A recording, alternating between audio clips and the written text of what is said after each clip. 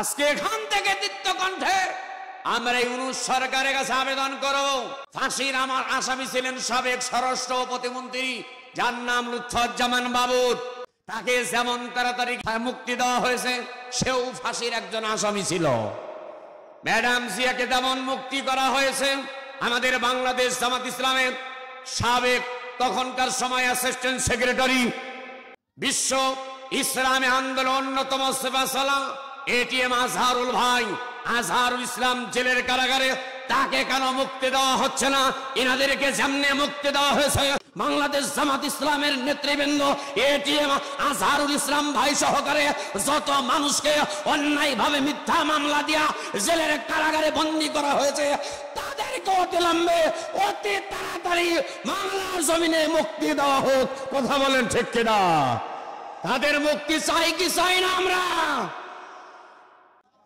আমাদের প্রিয় হৃদয়ের স্পন্দন মুসলিম জাহানের বর্তমান সময়ের সবচাইতে আলোচিত একজন মুখ ছিলেন আমাদের, যার নাম নেওয়ার আগেই মানুষ বলে ফেলে কোরআনের পাখি।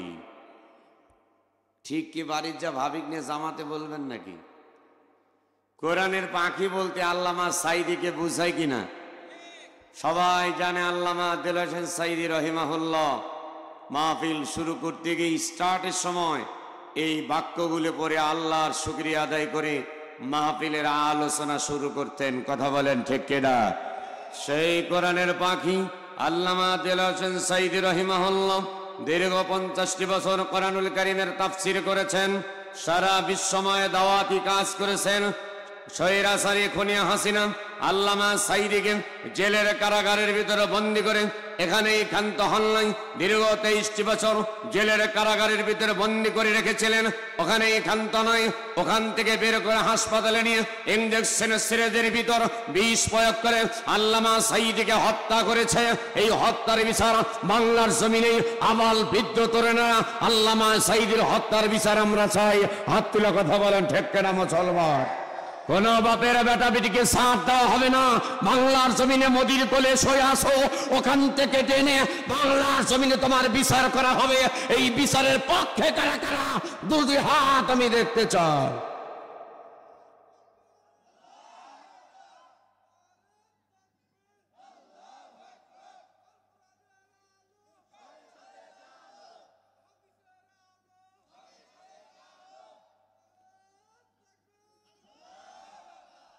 আলহামদুলিল্লাহ,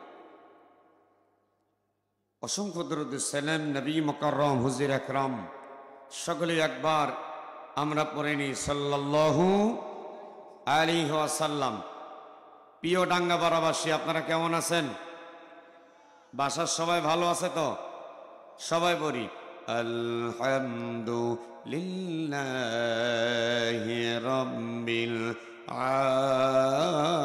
আলামিন। একটু জোরে আলহামদুলিল্লাহি রাব্বিল আলামিন। প্রশংসা সবই কেবল তোমারি, প্রশংসা সবই কেবল তোমারি রব্বুল আলামিন। দয়াল মেহেরবান করুণা পুরাণ, দয়াল মেহেরবান করুণা পুরাণ, আর কেহ নাই তুমি মালিক শেষ বিচারের দিন। মালিক ইয়াউমিদ্দিন, প্রতিদান দিবসের মালিক যিনি, তিনি কে? অসংখ্য দরুদ সালাম নবী মুকাররম হুজুর আকরাম সকলে একবার পড়ে নেই সাল্লাল্লাহু আলাইহি ওয়াসাল্লাম। এই বাঁশি বাজায় কেটার এইভাবে? এ ভলেন্টিয়ার, যাক তার হাতে বাঁশি দিয়েন না, ওই আবহাওয়া বোঝে না, খালি বাজাচ্ছে। সামনে আসুন। আলহামদুলিল্লাহ, নো ডিস্টার্ব। আমরা এই মুহূর্তে কোরআনুল কারীমের মাহফিলের স্টাফ, জোরে বলেন আমিন আমিন। চলুন আল্লাহ রাব্বুল আলামিনের কোরআন থেকে আলোচনা শুনবো ইনশাআল্লাহ। আল্লাহ রাব্বুল আলামিন বললেন বান্দা বান্দেরা, তোমরা যখন বক্তব্য দিবা, একে অপরের সামনে যখন কথা বলবা, কেমনে কথা বলবা আমি আল্লাহ সেটাও কিন্তু শিক্ষা দিয়েছি। ফাযাক্কির বিল কুরআনি মান ইয়াখাফু ওয়াঈদ।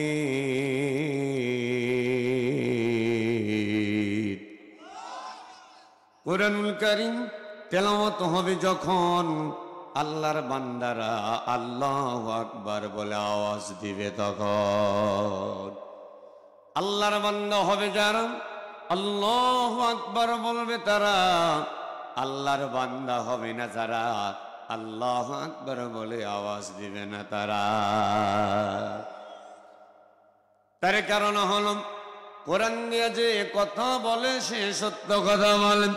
ওমান আসদাকু মিনাল্লাহি কিলা, কোরআন দিয়ে যে কথা বলে সে সত্য কথা বলে। আর কোরআনের বাহিরে যে কথা বলে সিটারি বাটপারি কথা আছে না নাই? সব জায়গায় ভেজাল আর ভেজাল, বক্তায় ভেজাল, শ্রোতায় ভেজাল, নেতায় ভেজাল, সামসায় ভেজাল আছে না নাই? দেখি ভেজাল শুনি ভেজাল, ভেজাল খাবার খাই, দেখি ভেজাল শুনি ভেজাল, ভেজাল খাবার খাই, আশেপাশে সবই ভেজাল, আসল জিনিস নাই। মরিচেতে দেয় ইটের গুঁড়া, ময়দাতে দেয় ভুসি, গরুর ঘাসে খড়ের ভেজাল, ভেজাল দেশের চাষি। তেলে ভেজাল, বাটার অয়েল। গরমের দিনে তেল কিনবার জন্য বাজারে যাবেন, বলবেন 1 নাম্বার সয়াবিন তেল দেন, 3 number, 4 number, 5 number palm oil তেল দিয়ে বলবে এটাই হলো 1 নাম্বার সয়াবিন তেল। তেলে ভেজাল, বাটার অয়েল, বিষে ভেজাল পানি, সে বিষ খেয়ে মরবে না, ডাঙ্গাপাড়ার আব্দুল গনি। এমন ভেজাল লক্ষ্য করেন, মানুষ মরা তো দূরের কথা, বর্তমান তেলাপোকা মশা মাছি মারবার জন্য বাজার থেকে বিষ নিয়ে মুড়ির সঙ্গে ভাতের সঙ্গে দেওয়া হয়, মশা মাছি পর্যন্ত মরে না। ভাইরে, ওই দাদা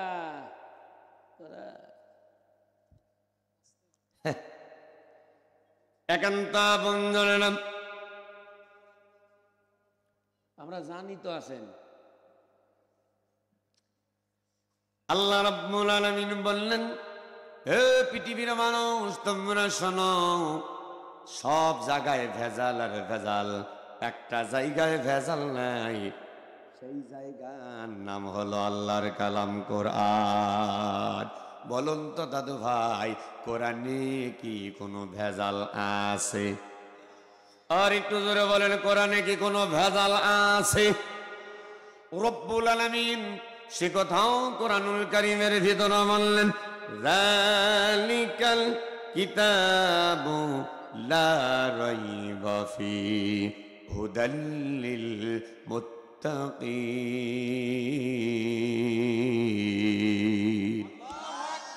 এই কোরআনুল কারীমের এমন একটা কিতাব যার ভিতরে ভুল তো দূরের কথা, সন্দেহ করার কোনো অবকাশ নাই। প্রিয় হাজিরিন, তাহলে আমরা এখান থেকে শিক্ষা নিলাম, জেনে নিলাম এই কোরআনের ভিতর কোনো মিথ্যা কথা, জোরে, এই কোরআনুল কারীমের ভিতর কোনো মিথ্যা কথা যা আছে কি কথা? সব কথা হলো সত্য কথা। একান্ত আপনজনেরা, মুনাফিকের আলামত হলো 3টা, ভালো করে কান লাগান।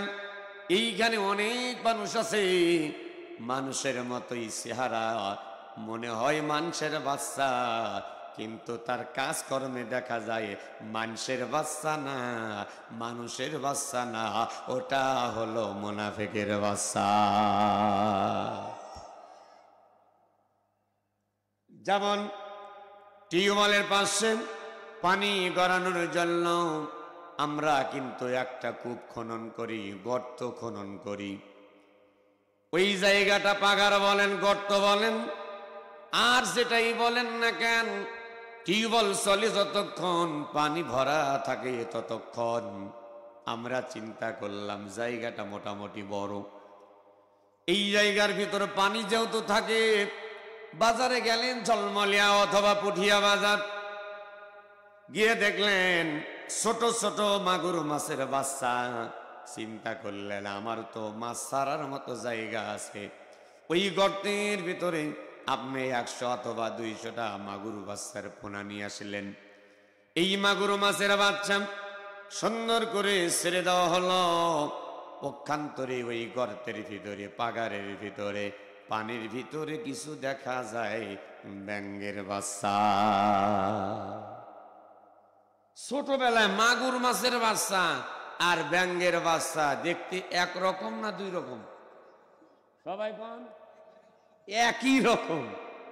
এটা মাগুরের বাচ্চা মনে হয় এটা মাগুর, ব্যাঙের বাচ্চা ছোটবেলা মনে হয় ওটা মাগুর মাছের বাচ্চা, ঠিক কি না? চেহারায় দেখবেন মাথায় টুপি আছে, মুখে দাড়ি আছে, কিন্তু মুখের ভিতরে ইসলামের বিদ্বেষী কথা আছে। দেখতে মানুষের বাচ্চা হলেও আসলে ওটা হলো মুনাফিকের বাচ্চা, মুসলমানের বাচ্চা হতে পারে না। আর মুনাফিকদের ব্যাপারে রব্বুল আলামিন বললেন ইন্নাল মুনাফিকিনা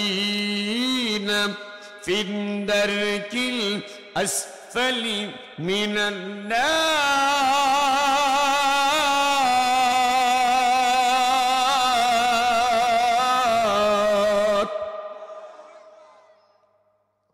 নিশ্চয় যারা মুনাফিক তাদের স্থান হবে জাহান্নামের তলদেশে। তলদেশ বলতে কি বুঝান? একটা কূপ খনন করা হয়েছে একেবারেই নিচ, একেবারেই নিচের ভিতর তলায় যেটা, সেটাকেই বলা হয়েছে জাহান্নামের তলদেশ। কোন জায়গায়? ওই জাহান্নামীরা খাবার খাবে আমার দিক, ডাইনে বামে নজর দেওয়ার কোনো সুযোগ নাই। জাহান্নামীরা দাদা আমি সাইজ করতেছি ভাই, আরে ভলেন্টিয়ার ভাইরা যারা আছে একটু বসা দেন। আপনারা ভলেন্টিয়ার কি করতেছেন বুঝিচ্ছি না তো, ডাইনে বামে কথা বলতে দিন না। হ্যাঁ বসা দেন ইনশাল্লাহ।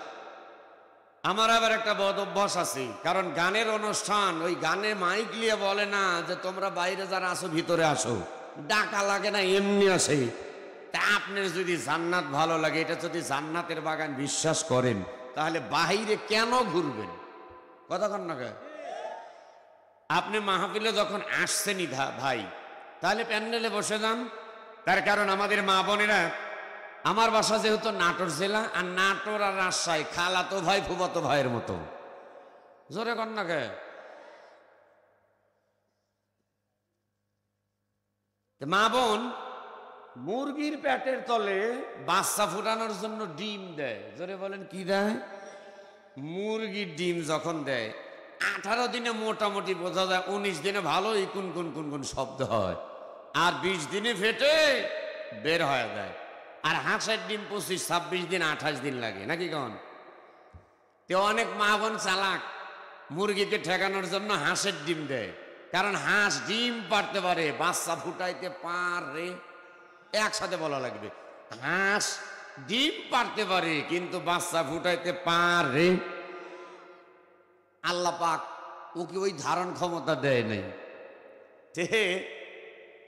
মুরগির পেটের তলে যখন ডিমটা দিছে, যেই ডিমটা বাচ্চা গরম পায়, তাপ পায়, ওষম পায়, ওই ডিমটাই বাচ্চা ফোটে, ঠিক কিনা? আর যেটা ডানার সাইড মারে, পাখার তলে ডানার তলে থাকে না, পিঠের তলে পেটের তলে থাকে না, গরম ওষম পায় না, ওই ডিমটা নষ্ট ডিম হয়, কাইজা ডিম হয়। আমার নাটোর ভাষায় বলে ওইটা হইতেছে নষ্ট ডিম। ভাঙবেন, এত দুর্গন্ধ, ওই ভাঙ্গা ডিমের পাশে থাকা যায়, একটা যেরকম থাকা যায়। প্যান্ডেল হলো আল্লাহর রহমতের ছায়া, মুরগির ডানার নিচে থাকলে যেমন ডিমটা বাচ্চা ফোটে, সাইড মারলে নষ্ট ডিম হয়। এই প্যান্ডেলের ভিতরে যারা, এরা হলো আসল মুসলমান, প্যান্ডেলের বাহিরে যারা, তারা হলো নষ্ট মুসলমান। ওদের নষ্ট ডিমের মতো রহমত বরকত পাবেন না। এই হিসাবে দেখেন, মুরগির মালিক তো চিন্তা করলেন হাঁসের ডিম দিছি 25 দিন, 26 দিন, 28 দিন লাগে। এখন মুরগি চিন্তা করলেন, কেরে এই হাঁসের ডিম দিছে, ও তো বোঝে না, ডিম বুঝছে, জেল খাটলাম 20 দিন, আমার বাচ্চাদের জন্য জেল খাটলাম 20 দিন। এখন বড় বড় ডিম 25, 26, 28 দিন পরে যখন হাঁসের বাচ্চা ফুটছে, একসাথে ওই মুরগির খুদ কোন খাইতে দিছে? আপনারা কি বলেন? কোনই তো নাকি, এটা হানা কোন বলেন আর খুদ বলেন খাইতে দিছে। এখন মুরগির বাচ্চাগুলা ওই কুতকুত কুতকুত করে মুরগি, হ্যাঁ কুতকুত কুতকুত করে, ওই ডানার তলে এসে খায়। আর হাঁসের বাচ্চাগুলা ওইগুলা খায় না, ও খালি ওই বারবার ডাইনে বামে পানির দিক দৌড়ায়। কেরে মুরগি তখন আস্তে করে, একটু জোরে করে এই কপালে একটু ঠোক মারে, তোদের জন্য এতদিন জেল খাটলাম, 25, 26 দিন, 28 দিন খেয়ে না খেয়ে জেল খেটেছি, হাজত খেটেছি, এত জুলুম নির্যাতন সহ্য করলাম, আর এখন গর্ভের ভিতর থেকে বের হয়ে আমি দেখতেছি টিটি টিটি বিটি বিটি, আমি তোমার মা আর তোরা হলো আমার বাচ্চা। হাঁসের বাচ্চারা দীপ্ত কণ্ঠে বলতেছে, না না না, তুমি আমার মা না, আমরা তোমার বেটা বিটি না, পাক পাক ফাঁক ফাঁক, আমরা হলো হাঁসের বাচ্চা। কথা কন ঠিক কিনা মুসলমান? বোঝা গেল? একটুখানি জিকির লা ইলাহা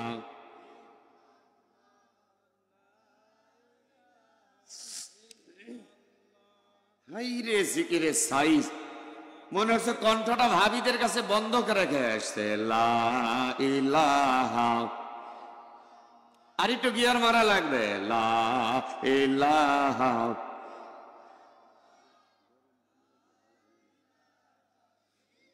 লা ইলাহা ইল্লাল্লাহু মুহাম্মাদুর রাসূলুল্লাহ। সকলেই বলছি সাল্লাল্লাহু আলাইহি ওয়াসাল্লাম। সম্মানিত হাজিরিন, আমি আপনাদের খেদমতে মুনাফিকদের আলামত বোঝানোর আমি চেষ্টা করছিলাম। মুনাফিকের আলামত হলো 3টি। 1 নাম্বার কথায় কথায় মিথ্যা বলেন, 2 নাম্বার আমানতের খেয়ানত করে, 3 নাম্বার ওয়াদা দিয়া ওয়াদার বরখেলাপ করে।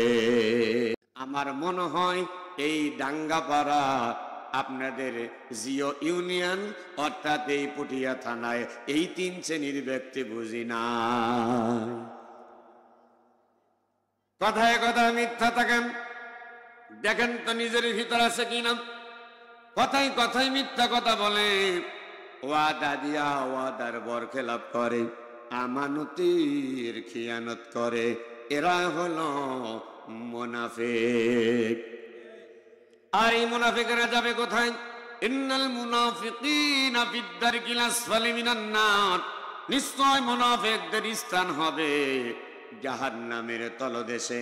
দাদুরা দিলের কান দিয়া শোনেন, জাহান্নামে যারা যাবে থাকবে তাদের খাবার দেওয়া হবে, তারা খাবারে খাবে ফি শাজারাতিন মিন যাকুম,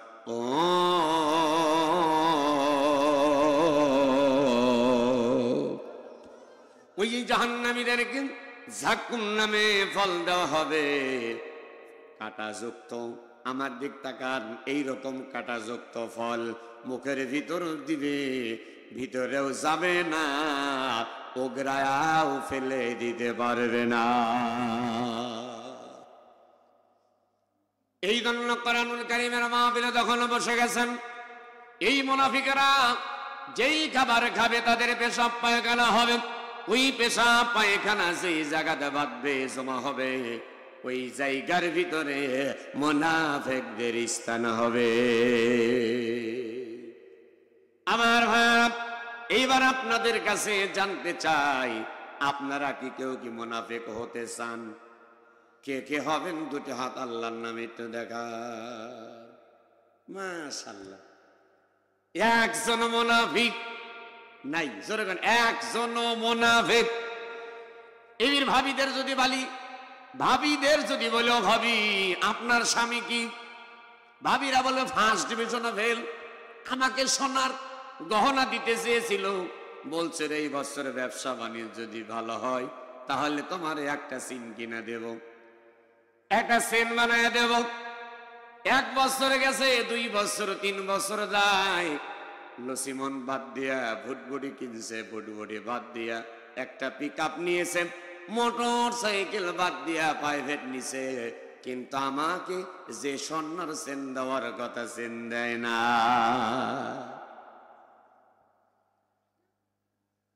সম্মানিত হাজিরিন, আপনাদের দৃষ্টি আকর্ষণ করছি, আল্লাহর কালাম কোরআনুল কারীম থেকে কথা বলছি দাদু ভাই।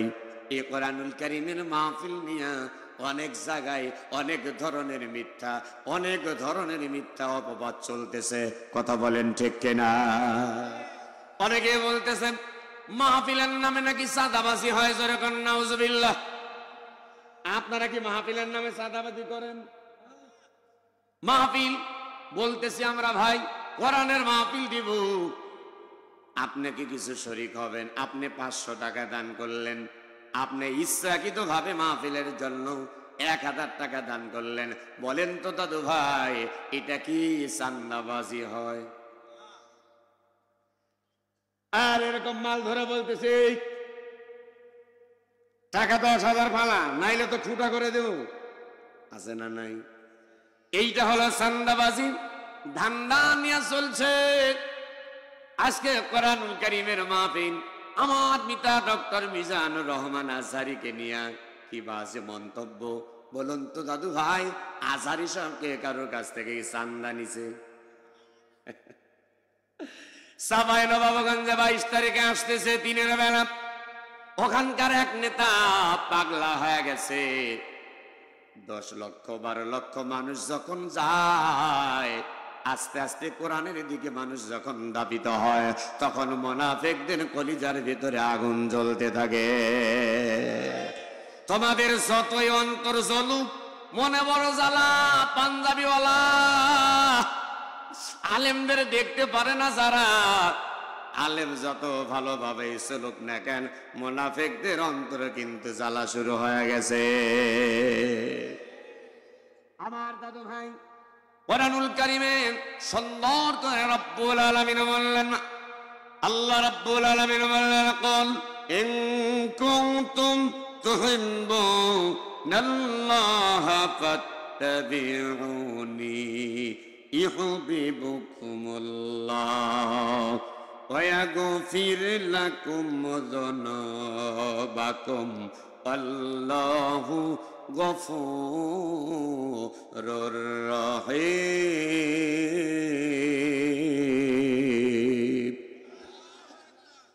রব্বুল আলামিন 1 নাম্বার বললেন, কুল, হে রাসূল আপনি বলুন, ইন্নামান নিশ্চয়, ইন কুনতুম তুহিব্বুনাল্লাহ, নিশ্চয় যারা আমি আল্লাহরে ভালোবাসতে চাই।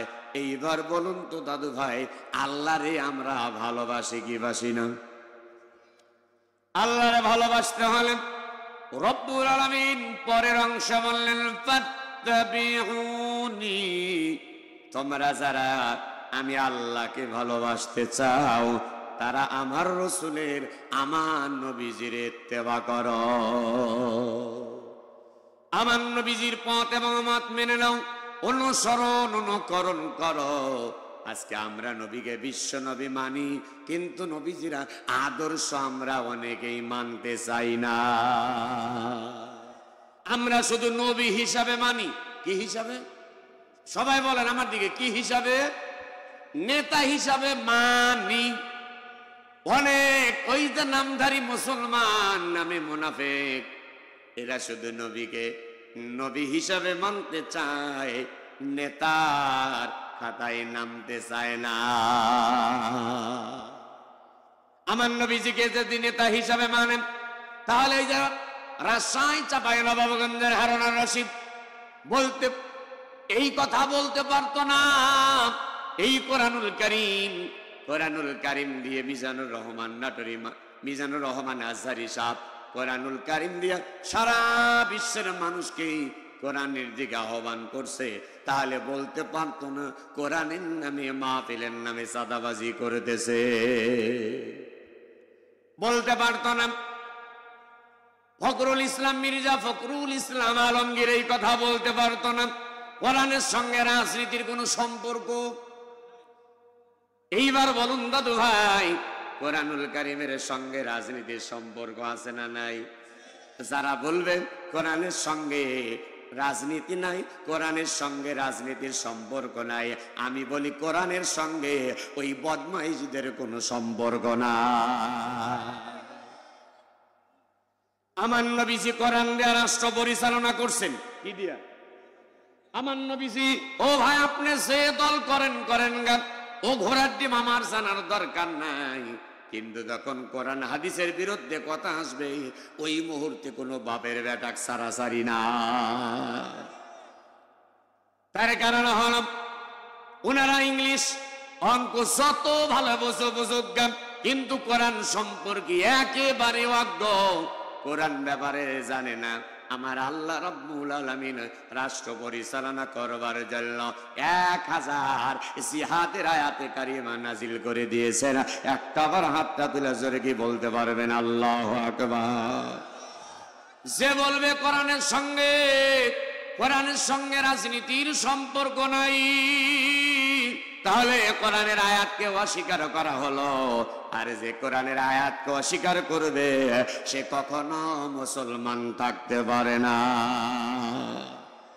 আমার বাপ জানা কান্তা বঞ্জরা, কালকের আগের দিন সে আপনার মোংলা বন্দর ওখানকার একজন সাবেক মেয়র, যার নাম হলো, একজন পৌর মেয়র ছিল জুলফিকার আলী, তিনি একজন বলছেন কোরআনের নামে জামাত ইসলাম ভাউতাবাজি করে বেড়ায়। কোরআন একটা ভাউতাবাজি, জোরে নাউজুবিল্লাহ।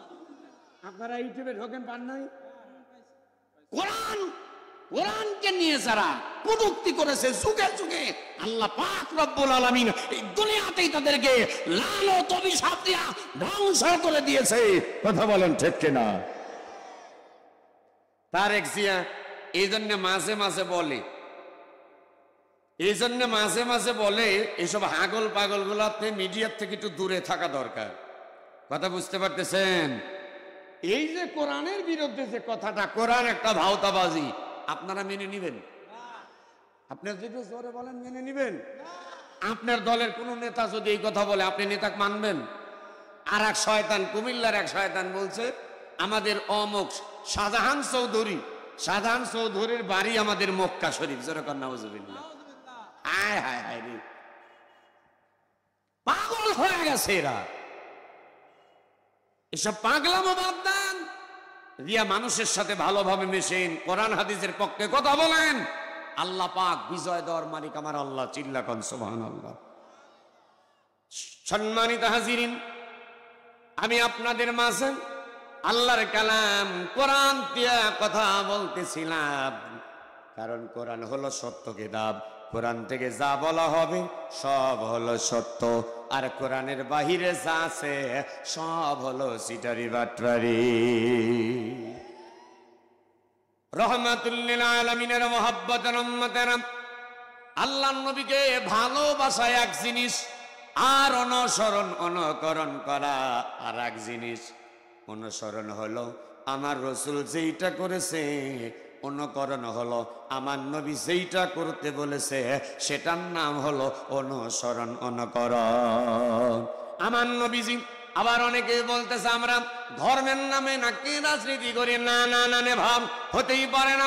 আমরা যারা কোরআন থেকে কথা বলি, আমরা ধর্মের নামে রাজনীতি করি না, আমরা ধর্মীয় রাজনীতি করি। একটা ধর্মের নামে রাজনীতি, আর একটা হলো ধর্মীয় রাজনীতি। আছে না নাই? ধর্মীয় যদি রাজনীতি না থাকতো আমার নবীজি কেমনে রাষ্ট্র পরিচালনা করলেন? এক নম্বর সাহাবী আমিরুল মুমিনিন খলিফাতুল মুসলিমিন জান্নাম হযরত আবু বকর সিদ্দিক, দুই নম্বর হযরত ওমর ফারুক রাদিয়াল্লাহু তাআলা আনহু, অদ্য জাহানের খলিফা যার নাম হলো হযরত ওমর। এই পার্লামেন্টে এক নম্বরে নামাজের বিল পাস করতে হবে। সারা জীবন নামাজের ওয়াজ শুনলাম, সারা জীবন শুনলাম নামাজ পড়ো মুমিন ভাই ভাই, নামাজ ছাড়া জান্নাতে যাওয়ার উপায় না। ঠিক, কিন্তু 1971 সালে সর্বপ্রথম বাংলাদেশ স্বাধীন হল। বৈষম্য বিরোধী ছাত্র আন্দোলন, যারা শহীদ আবু সাইদ নির্মুগ্ধর মতো মানুষ যারা অকাতরে জীবন নিয়ে নিল।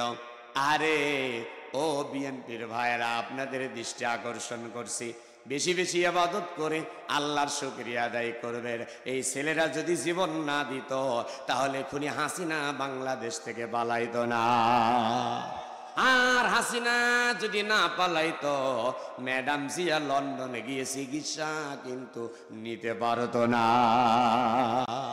আজকে এখান থেকে দীপ্ত কণ্ঠে আমরা ইউনূস সরকারের কাছে আবেদন করব, যেমন ফাঁসির আমার আসামি ছিলেন সাবেক স্বরাষ্ট্র প্রতিমন্ত্রী যার নাম লুৎফুজ্জামান বাবর, তাকে যেমন তাড়াতাড়ি মুক্তি দেওয়া হয়েছে, সেও ফাঁসির একজন আসামি ছিল। ম্যাডাম জিয়াকে যেমন মুক্তি করা হয়েছে, আমাদের বাংলাদেশ জামাত ইসলামের সাবেক তখনকার সময় অ্যাসিস্ট্যান্ট সেক্রেটারি, বিশ্ব ইসলামী আন্দোলন অন্যতম সেবাসালাম এটিএম আজহারুল ভাই, আজহারুল ইসলাম জেলের কারাগারে, তাকে কেন মুক্তি দেওয়া হচ্ছে না? এনাদেরকে যেমনে মুক্তি দেওয়া হয়েছে বাংলাদেশ জামাত ইসলামের নেতৃবৃন্দ এটিএম আজহারুল ইসলাম ভাই সহকারে যত মানুষকে অন্যায়ভাবে মিথ্যা মামলা দিয়া জেলের কারাগারে বন্দী করা হয়েছে, তাদেরকে অবিলম্বে অতি তাড়াতাড়ি বাংলার জমিনে মুক্তি দেওয়া হোক। কথা বলেন ঠিক কিনা? তাদের মুক্তি চাই কি চাই না আমরা? নারে তাকবীর, নারায়ে তাকবীর, লিল্লাহে তাকবীর। প্রধান অতিথি সাহেবের আগমন, এলাকাবাসীর পক্ষ থেকে হযরত মাওলানা হাসানুল্লাহ হুজুরের আগমন। তোমার আমার মার্কা। আচ্ছা, আলহামদুলিল্লাহ। রাগ করলেন না? একটুখানি জিকির লা ইলাহা মোহাম্মতে লা ইলাহা। এই কালাম ভাই, হয় না লা ইলাহা? সবাই বলেন লা ইলাহা।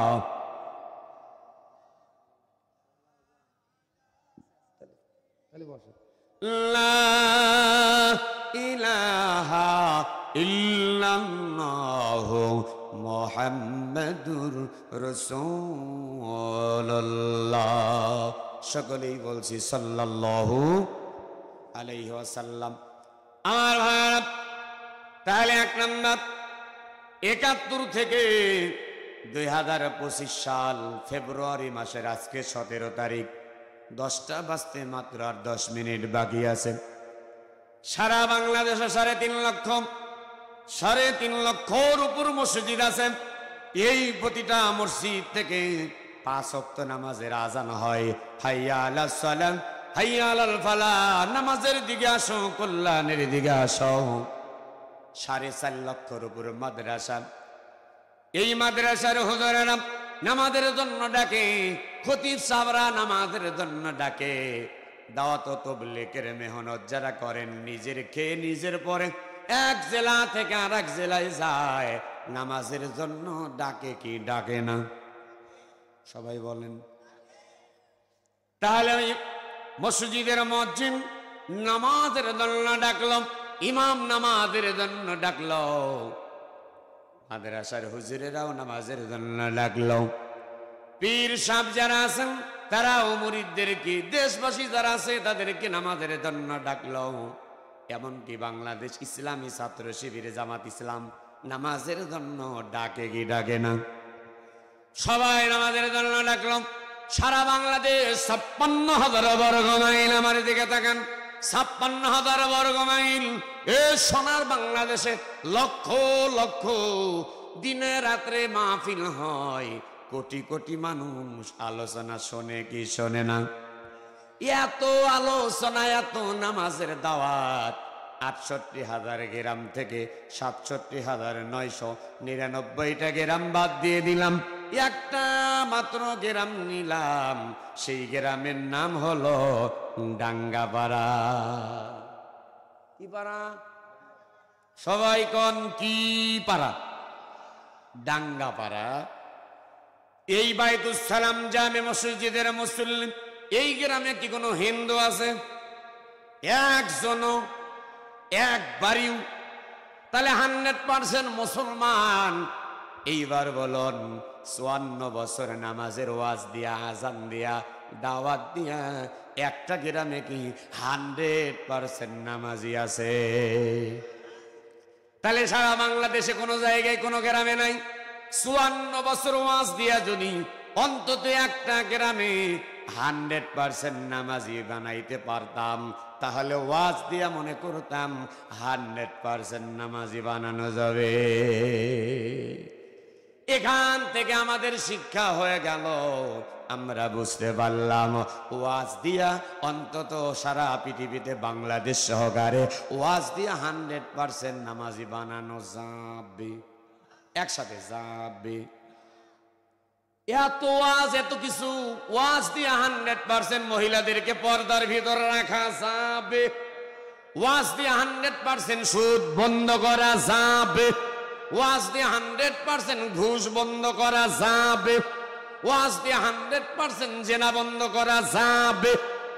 তাহলে ওয়াজ দিয়া কোনোভাবেই 100% করা সম্ভব না। 100% করতে হইলে আল্লাহর কালাম, কোরআনের আইন দরকার। জোরে বলেন কি দরকার? এই কোরআনের আইন ছাড়া 100% নামাজি কোনোভাবেই বানানো সম্ভব না।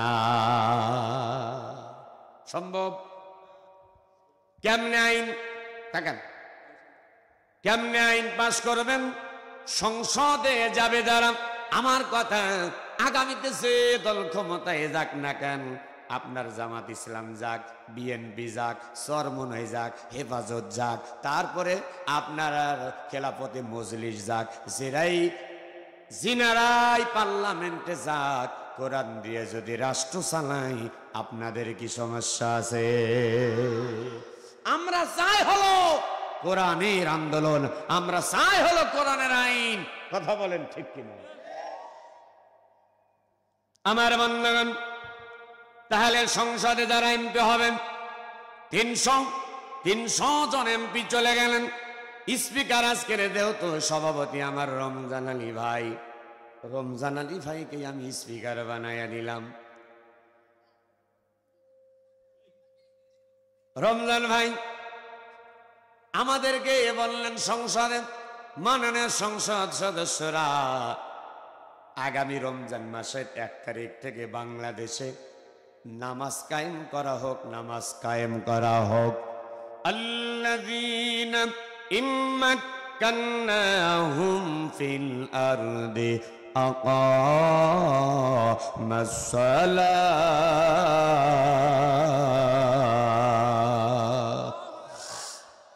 রব্বুল আলামিন বললেন, 1 নাম্বার, তুমি যদি মুসলমানের বাচ্চা মুসলমান হও, ইম্মাক্কান্না 3 হরফে শর্ত। তুমি যদি মুসলমান হও, তাহলে তুমি যখন ক্ষমতা পাবা, ওই মুহূর্তে 1 নাম্বার নামাজের বিল পাস করবা। স্পিকার বললেন, নামাজের পক্ষে কারা কারা হাত তুললেন? 300 জন এমপির ভিতর থেকে 151 জন বললেন নামাজের পক্ষে হা হা হা। তিনবার হা বললেন। বাস, এইবার স্পিকার বললেন এই বিলের বিপক্ষে যারা তারা না বলুন। 151 জন হা বলছি, আর 149 না বলল না না, তিনবার বললাম। স্পিকার সাহেব সঙ্গে সঙ্গে বলবেন এই জাতীয় সংসদে সংখ্যাগরিষ্ঠ একটু বৃদ্ধি পাওয়ার কারণে আজকের মতো বিলটা পাস। হাজয় যুক্ত, হাজয় যুক্ত, হাজয় যুক্ত। একবার জোরে কি বলতে পারবেন মারহাবা? আচ্ছা দাদু ভাই, আমরা মুসলমান তো নাকি? কিন্তু একটু কঠোর এখন মুসলমান তো নাকি? তাহলে কোরআন মানতে তো আপিত তো নাই। নামাজ দিয়া সংসদে নামাজের বিল দিয়ে শুরু হোক, আপনারা চান না? আপনি নিজে চান না নামাজই পড়ি? নামাজ কায়েম হোক, বিল তখন পাস হবে। বিলের কাগজটা স্পিকার প্রধানমন্ত্রীর হাতে দিবে, মন্ত্রীদের হাতে দিবে, এমপিদের হাতে দিবে। ওখান থেকে চলে আসবে সচিবালয়, তারপরে আসবে উপজেলা চেয়ারম্যান, পৌর mayor, union chairman, member, DC, SP, OC, SI, NSI যা আছে, কনস্টেবল, সবার কাছে নামাজের বিল হাতে হাতে আসবে।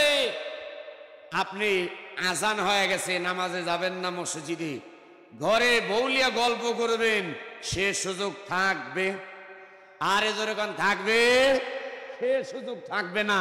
পুলিশ গত 17 বছর জামাত, বিএনপি, ছাত্র শিবির, যুব দল, এ দল ও দল দেখলেই হামলা মামলা। কতক্ষণ হাইরে ওয়াজ করতে এসেও শান্তি নাই, কত কষ্ট। বক্তা কথা বলছি, হুজুর কতক্ষণ মাউথ পিস কেড়ে নিছে। আল্লাহু আকবার, আল্লাহু আকবার। আল্লাহ হলেন উত্তম বিচারের মালিক। আল্লাহ তাআলা মুসলমানদেরকে জালেমের জুলুম থেকে, আমরা যারা মাসলুম, আমরা যারা মাজলুম, আমাদেরকে আমার আল্লাহ বিজয় দান করছেন। যেরকম সুবহানাল্লাহ। আগে আগে মাহফিল করতে গিয়ে কত নেতার পারমিশন, এ নেতা ও নেতা। জালসার দিন প্রথমবার এইখানে, প্রথম বছর, গতবারের আগের বার আমি এসেছিলাম, গতবারও আল্লাহ পাক এনেছিলেন, এবারও কবুল করছেন আলহামদুলিল্লাহ।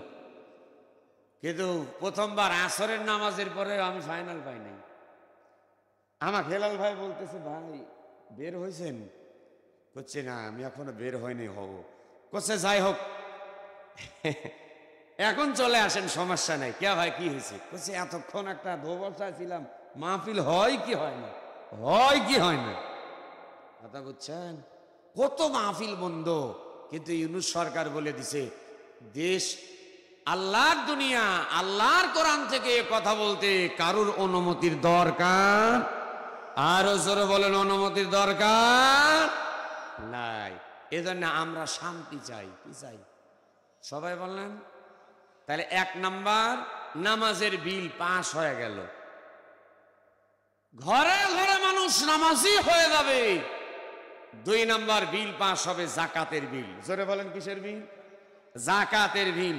আমাদের বাংলাদেশে কোটি কোটি টাকার মালিক আছে না নাই?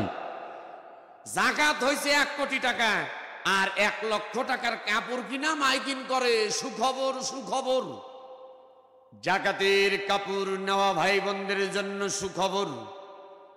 আগামী 27শে রমজান সকাল 10 ঘটিকায় আমক শিল্পপতি হাজী সাহেবের বাড়িতে জাকাতের কাপড় বিতরণ করা হবে। উক্ত জাকাতের কাপড় যারা নিতে ইচ্ছুক আগামীকাল সকাল 10টার ভিতরে চলে আসুন। কি কথা কন না? 1 কোটি টাকা জাকাত, 1 লক্ষ টাকার শাড়ি লুঙ্গি কিনছে। যে শাড়ি পরা যায় না, নামই হইতেছে জাকাতের শাড়ি, এত নরমাল করে বানানো হয়। সেই শাড়ি দিয়ে 1 কোটি টাকার জাকাত 1 লক্ষ টাকায় শেষ করে দিল। 8 শ্রেণীর ব্যক্তির হক নষ্ট করে দিল। ও যত নামাজ, রোজা, হজ, যাকাত, ইবাদত বন্দেগী করুক, আল্লাহর দরবারে কোন ইবাদত কবুল হবে? একসাথে বেটা চাউলের মতো বলে হবে। হ্যাঁ, খালি নাম ফুটানো হাসি হয়েছেন, শিল্পপতি বুঝাচ্ছেন মুই জাকাত দিই। আবার কি সাইজ কি তাকান, সাইজ হলো এই সিরিয়াল নিতে পারো না, কি হয়েছে? আমরা মনে করি গরিবদেরকে করোনা করতেছি, আমরা করুণা করতেছি না, করুণা না। জাকাত হলো গরিবদের অধিকার, ওটা হলো তাদের হক। নিজেকে বাঁচানোর জন্য জাকাত দিতে হবে, হক, ওটা ওদের হক। আমি আপনি করুণা করতেছি না, বরং সোরা জাকাতের টাকা গ্রহণ করে আমাদেরকে জাহান্নামের আগুন থেকে বাঁচাচ্ছে।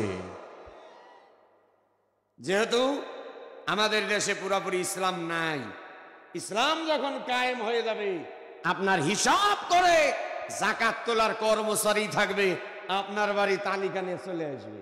এই দেখেন নাই যে কারেন্টের বিল লিখতে আসে, কত কন্যাকে মিটার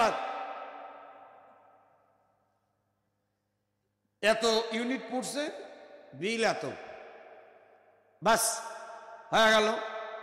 আপনার নামে মেসেজ চলে আসবে, মোবাইলে থাকবে আপনার কাছে, অফিসে থাকবে নাম্বার, সারা মাস কয় টাকার কারেন্ট ফুরাইছেন, বাস আপনার কাছে হিসাব চলে আসবে।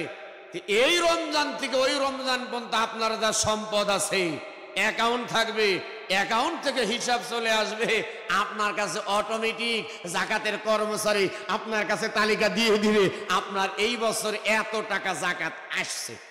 মারহাবা কোন, কি মনে হয়? আরে আপনারা ওয়াজ করবার আজ দিবেন না, একটা ওয়াজে যদি 1 ঘন্টা ওয়াজে 6-7 বার বাধা হয়, ওয়াজ হয়, তখন খিচুড়ি হয়, খিচুড়ি চাইলে ডালে খিচুড়ি, খিচুড়ি। তাহলে 1 নম্বর নামাজের বিল পেয়ে গেলাম, 2 নম্বর জাকাতের বিল। এবার আওয়াজ দিয়ে বলেন কিসের বিল? জাকাত যখন কায়েম হবে, আমাদের বাংলাদেশে বর্তমান আমরা চলতেছি সুদ ভিত্তিক সমাজ। কি ভিত্তিক? এটা আওয়াজ দিয়ে কন্যা, কি ভিত্তিক?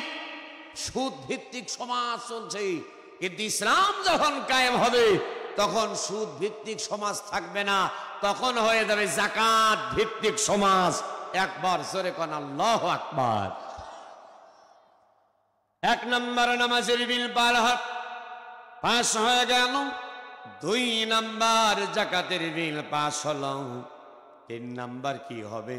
3 নম্বর রব্বুল আলামিন বললেন ওয়াস-সারিকু ওয়াস-সারিকাতু ফাকতাউ আইদিয়াহুমা জাযাআম বিমা কাসাবা নাকালাম মিনাল্লাহ।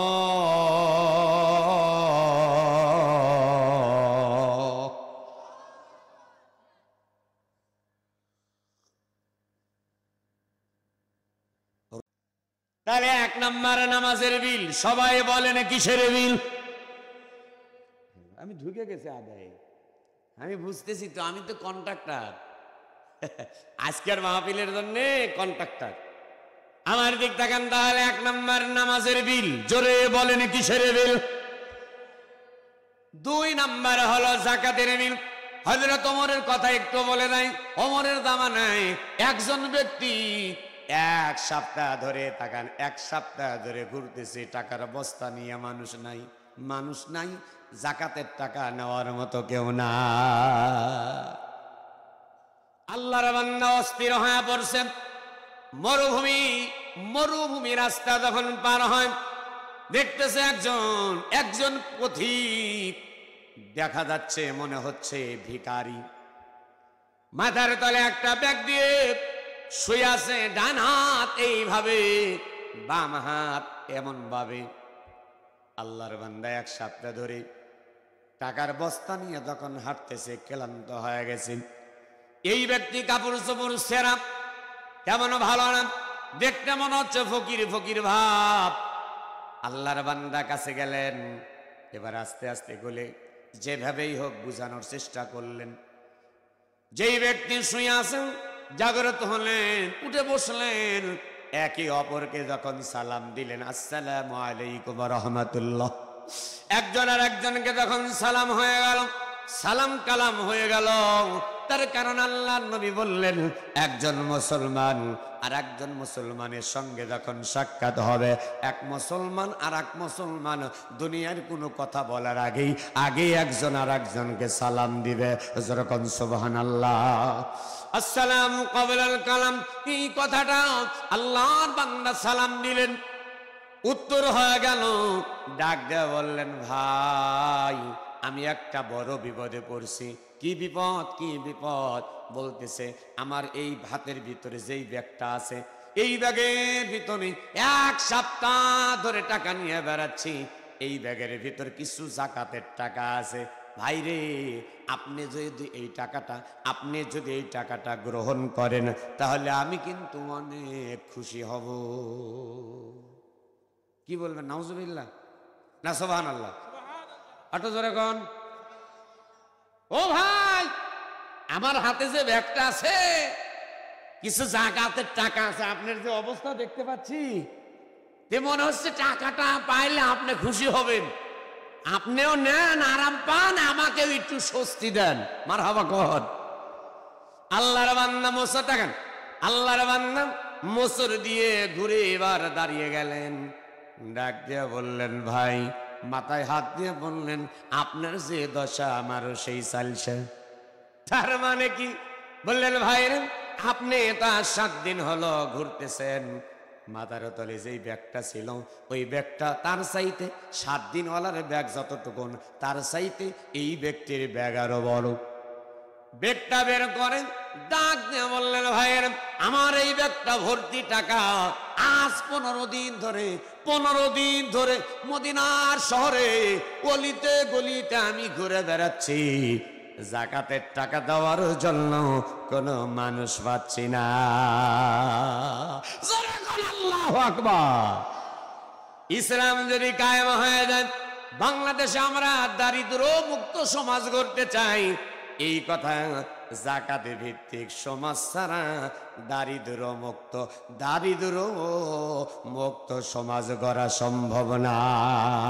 সুদ দিলে পরে ধনীরা বড় লোক হবে, আর গরিবরা দিন দিন আগেও গরিব ছিল, বাড়ি ঘর ভেঙ্গে আপনার সুদের কিস্তির টাকা নিয়ে যায়, আর বাড়ি ঘর ফেলে দিয়ে অনেক গরিব মানুষ ঢাকাতে চলে যায়। যারা কিস্তির টাকা তোলে, ফজরের নামাজ পড়ে কোনো কাম নাই, খালি ঘুরে। কি করবো নি? কিস্তি খালি ব করে ঘুরতেছে। কে রে ভাই, ঘোরেন কে? কি হয়েছে? ব ঘুরছেন কে? ভাই রে, কিস্তি কতক্ষণ? এই কারণে যাকাত ভিত্তিক সমাজের কোনো বিকল্প। আরো জোরে বলেন, আপনারা সুদ ভিত্তিক সমাজ চান না যাকাত ভিত্তিক সমাজ? জোরে বলেন, সুদ যুক্ত না সুদ মুক্ত? সুদ মুক্ত সমাজ গড়তে হলে আল্লাহর কোরআনের আইন ছাড়া সুদ মুক্ত সমাজ করা সম্ভব না। হাত তুলে কথা বলেন, ঠিক কিনা? তাহলে আল্লাহর কোরআন দিয়ে রান্নাঘর থেকে পার্লামেন্ট ঘর পর্যন্ত ইনিল হুকম ইল্লা লিল্লাহ, জমিন যার হুকুম চলবে তার। আল্লাহর জমিনে দ্বীন কায়েমের জন্য কোরআন থেকে যারা কথা বলে, কোরআনের আইন যারা পাশ করতে চায়, একটা করে তাদের পক্ষে রায় দিতে হবে, তারই কোরআনের বিল পাস হবে। নচেত কিয়ামত পর্যন্ত ওয়াজ করে সুদ বন্ধ করা যাবে।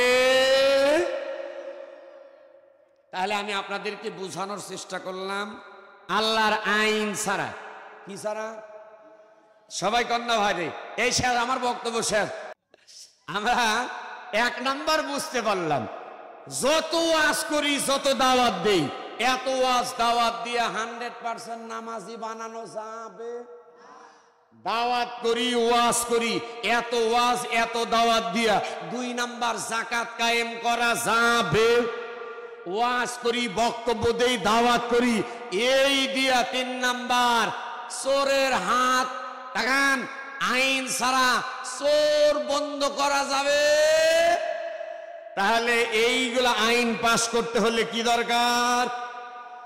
একটু জোরে বলেন পিছনে ভাইরা যারা কোরআনের পক্ষে, সবাই বলবেন এই আইনগুলা পাস আগামী সংসদ নির্বাচন যারা করবে, সংসদে যারা যাবে, জামাত বিএনপি যাক, যে দল যাক, আবার যদি হাসিনা আসে, আসার পরে সংসদে ভোট পায়, এমপি মন্ত্রী হয়, তারা যদি এবার কোরআন দেয়া রাষ্ট্র চালায়, আমাদের সমস্যা আছে।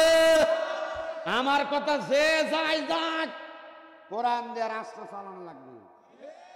এই কথায় একমত কারা কারা চান? তাদের হাত আবার আমি দেখতে চাই।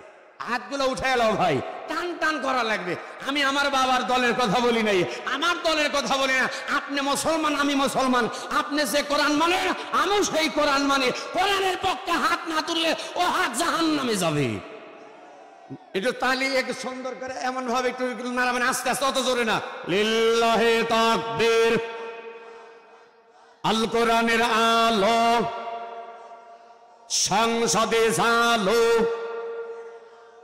আমার নেতা তোমার নেতা, আল্লাহর আইন চাই, সৎ যোগ্য লোকের শাসন চাই। লিল্লাহি তাকবীর। আলহামদুলিল্লাহ, হাত নামান। আল্লাহ তাআলা কবুল করুন। আর ইসলাম যখন কায়েম হবে, জালসা এমন ভাবে হবে না, নসিহামূলক আলোচনা হবে, টাইম বেঁধে দেওয়া হবে, এতটার থেকে এতটা। মসজিদ চালানোর জন্য এইভাবে কালেকশন হবে না, ওখান থেকে একটা বাজেট পাস হবে। ওই মসজিদ চালাতে 1 বছরে কত টাকা লাগবে, সংসদ থেকে চলে আসবে। জোরে কোন সুবহানাল্লাহ, আরো জোরে কোন সুবহানাল্লাহ। এখনো যেহেতু সংসদে কোরআন যায় নাই, আমরা এই মসজিদটা সুন্দর করার জন্য, ইবাদত ঘর সুন্দর করবার জন্য আপনাদের খেদমতে আরো 10,000, 20,000, 1,000, 2,000, 3,000, 5,000 টাকা প্রতি বছর নেয় যেমন দেন, আজকেও দিবেন ইনশাআল্লাহ। এই মসজিদের উন্নয়নের জন্য আমি আপনাদের খেদমতে। আল্লাহ তাআলা আমাদেরকে রমজান পর্যন্ত হায়াত দিয়ে দাও, রমজান পর্যন্ত তুমি আমাদেরকে পৌঁছায়া দাও।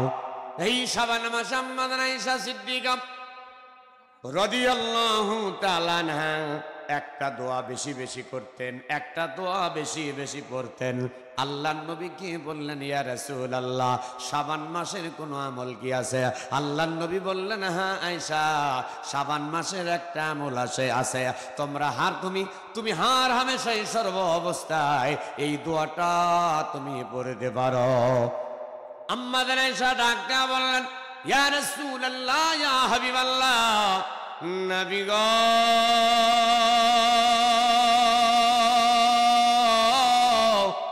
আমলটা কি? আল্লাহ রাসূল বললেন, আয়েশা, আমলটা হলো আল্লাহুম্মা ইন্নাকা আফুউন তুহিব্বুল আফওয়া ফাফু আন্নি। আল্লাহুম্মা ইন্নাকা আফুউন তুহিব্বুল আফওয়া ফাফু আন্নি। এই দোয়াটা শাবান মাসে আমার নবীজি বেশি বেশি পড়ার জন্য বলছে। একবার জোরে কি বলতে পারবেন সুবহানাল্লাহ? সুবহানাল্লাহ, আলহামদুলিল্লাহ, জোরে সুবহানাল্লাহ, আলহামদুলিল্লাহ, লা ইলাহা ইল্লাল্লাহ, লা ইলাহা। যারা দাঁড়িয়ে আছেন বসে যান, যারা দাঁড়িয়ে আছেন বসে যান।